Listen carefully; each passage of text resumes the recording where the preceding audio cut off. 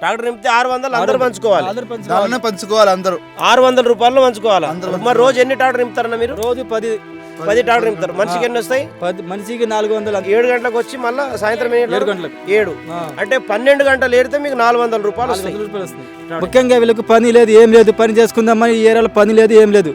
అందుకే వీళ్ళ పని ఒక మాట్లాడుకొని పని చేస్తున్నారు వీళ్ళకు. కాబట్టి ఆ ట్రాక్టర్ మొత్తం నింపితే వాళ్ళకు వచ్చేది 400-600 రూపాయలు ఇస్తే 600 ఒక్క ట్రాక్టర్ నింపితే 600 రూపాయలు. 600 అందరూ పంచుకోవాలి. సాయంత్రం వరకు ఎన్ని ట్రాక్టర్ నింపుతాయో అవన్నీ పైసలు జమ చేసి పంచుకుంటే 400 వస్తున్నాయి అంటున్నారు. కాబట్టి ఈరోజు ఉద్యోగం చేయాల్సినటువంటి యువకుడు, మంచిగా ఏసీ రూములలో ఉద్యోగం చేయాల్సినటువంటి యువకుడు, మంచిగా చదువుకొని గొప్ప ఎదగాల్సినటువంటి యువకుడు. ఇప్పుడు ఇంకోటి, ఈ పాప చూడరు, చిన్న పాప, ఈమె మంచిగా చదువుకొని స్టాఫ్ నర్సో టీచర్ అయి చిన్న పాప. మరి ఇలా ఈరోజు దేశ భవిష్యత్తును మార్చేటటువంటి ఇట్లాంటి యువకులు వాళ్ళ కుటుంబ పరిస్థితులు లేక, ఇక్కడ ఉపాధి లేక, ఉద్యోగాలు లేక వీళ్ళందరూ ఇక్కడ వచ్చి పని చేస్తుంటే గవర్నమెంట్కు సిగ్గు అనిపిస్తలేదా? పెద్ద పెద్ద మీడియా ఛానళ్ళు ఇట్లా అడవిలలో వచ్చి ఇట్లాంటి పేదవాళ్ళ గొంతులు ఇయ్యరు. ఈరోజు పేపర్లలో ఇట్లాంటి వాళ్ళ సమస్యలు రావు.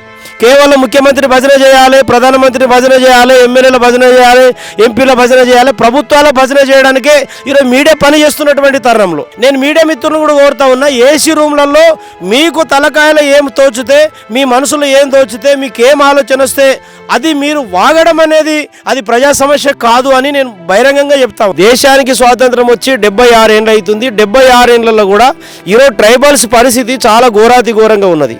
వాళ్ళు లంబాడా గిరిజనులకు సంబంధించి ఈరోజు కొడితే చెరుకు కొట్టాలా, లేకపోతే అడ్డ మీద కూలిగా పనిచేయాలా, లేకపోతే స్క్రాప్ దుకాణాలలో పనిచేయాలా, లేకపోతే హోటళ్లలో పనిచేయాలా, లేకపోతే ఇట్లాంటి భూస్వాముల దగ్గర వచ్చి ఇట్లాంటి రాళ్ళేరుకునే పరిస్థితి ఉన్నది. కాబట్టి ఈ తెలంగాణ, భారతదేశంలోనే మన తెలంగాణ రాష్ట్రానికి సంబంధించి అన్ని జిల్లాలు, అన్ని కాన్స్టిట్యూన్సీలు అభివృద్ధి జరిగినాయి. త్రాగడానికి కూడా నీళ్ళు లేవని చెప్తా ఉన్నారు. తాగడానికి ఒకసారి చెప్పనా? తప్పకుండా. మరి పాలిటిక్స్ ఆఫ్ సంజు, నేను పోలీస్ ఉద్యోగం తెలంగాణ కోసం త్యాగం చేసిన, హెడ్ కానిస్టేబుల్ ఉద్యోగం మీకు ప్రజల సమస్యల మీద మాట్లాడడానికి త్యాగం చేసుకొని తిరుగుతా ఉన్నా. కాబట్టి కేవలం అడవులలో తిరుగుతాము, తర్వాత కేవలం రైతుల దగ్గర తిరుగుతాము, కేవలం నిరుద్యోగస్తుల దగ్గర తిరుగుతాము. ఈ రాష్ట్ర మొత్తంలో ఎక్కడ ఏ సమస్యలు ఉన్నాయో రాష్ట్ర ప్రభుత్వానికి మరి చూపించే ప్రయత్నం మేము చేస్తాము. పరిష్కరించే బాధ్యత ప్రభుత్వం పైన ఉన్నది.